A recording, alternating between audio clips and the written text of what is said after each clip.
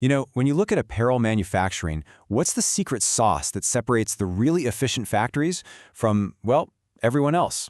It often boils down to one simple but seriously powerful rule. Let's dive in and unpack it. Think about this for a second. Why does it always seem like 80% of the problems in a factory come from just 20% of the causes? It's a feeling anyone on the factory floor knows all too well. It feels like you're constantly fighting the same few fires over and over again. Well, it turns out there's a name for this phenomenon, and it's not just a feeling, it's a fact. And that brings us to the 80-20 principle. You might have heard it called the Pareto principle.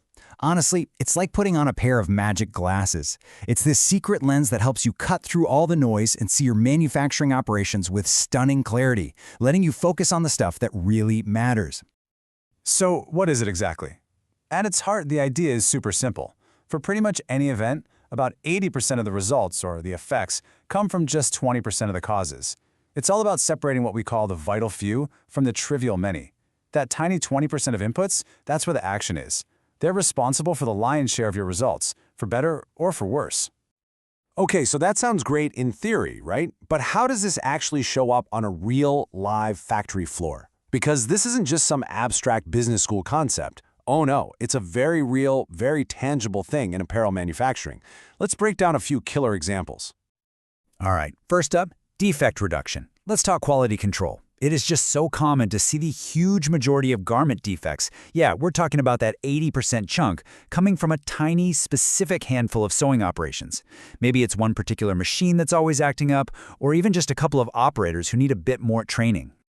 And that imbalance you see here, that's the whole key. Instead of running around trying to fix every single little thing, a smart manager digs into the data. They find that vital few, that 20% of causes that are creating 80% of the problems. And bam, that's where you focus all your energy, all your training, all your maintenance. It's about maximum impact for minimum effort. Okay, next, let's talk about production bottlenecks. You know those major delays that just grind the whole assembly line to a halt? Well, you can almost always trace them back to just one or two critical steps. It could be a specific cutting machine that can't keep pace, or a finishing station that's just totally overwhelmed. So what do? The solution is laser focus. By identifying and streamlining just those critical 20% of operations, you can unlock a huge improvement in your overall throughput. Seriously, it is not unheard of to see a 30 or even 40% jump in output just by fixing the handful of things causing the biggest delays. It's the definition of working smarter, not harder. And this principle goes way beyond the factory floor. It applies directly to business strategy, especially when you're talking about inventory and product lines. In almost any brand's collection, it's pretty much a universal truth that a tiny fraction of your clothing styles are doing all the heavy lifting, bringing in the vast majority of your sales and profits. Just look at this. A company might have 100 different designs in their catalog, but it's a safe bet that only 20 of them are really paying the bills. Now that insight is incredibly powerful, right? Imagine reallocating your marketing budget away from those 80 styles that aren't selling and pouring it all into the top 20 that are flying off the shelves. The return on investment would be absolutely massive. Now here's where it gets really interesting, the workforce. The 80-20 rule is kind of a double-edged sword here. On the one hand, yeah, a small group of workers, maybe that 20%, might be responsible for 80% of the errors. But on the flip side, you'll almost always find another 20% of your team, your rock stars, who are responsible for 80% of the productivity. This is huge for managers. It tells you exactly where to focus your training efforts and who to reward with incentives.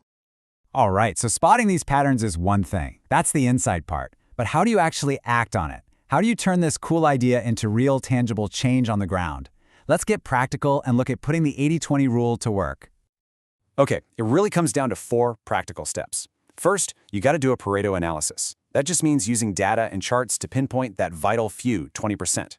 Step 2, you bring in a Kaizen approach, which is all about continuous improvement. But you focus those efforts only on the key areas you just identified. This lines up perfectly with lean manufacturing, right? Because you're eliminating waste where it'll have the biggest impact. And finally, you can even take this to the front office and use it for your customer strategy, making sure you're prioritizing your most profitable buyers. So, why does all this matter? What's the big picture strategic advantage? Look, applying the 80-20 rule isn't about making a few small tweaks here and there. It's a fundamental shift in how you think. It's about developing a strategy that gives you a massive competitive edge. And the payoff is just huge. You get these massive gains in efficiency because you stop wasting time on the small stuff. Costs go way down because you're tackling the biggest sources of waste and defects head-on.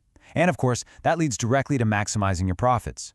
But maybe most importantly, it gives leadership a crystal-clear strategic focus, so you're not getting lost in the day-to-day noise. So if you take one thing away from this, let it be this. The crucial point here is to stop trying to fix everything.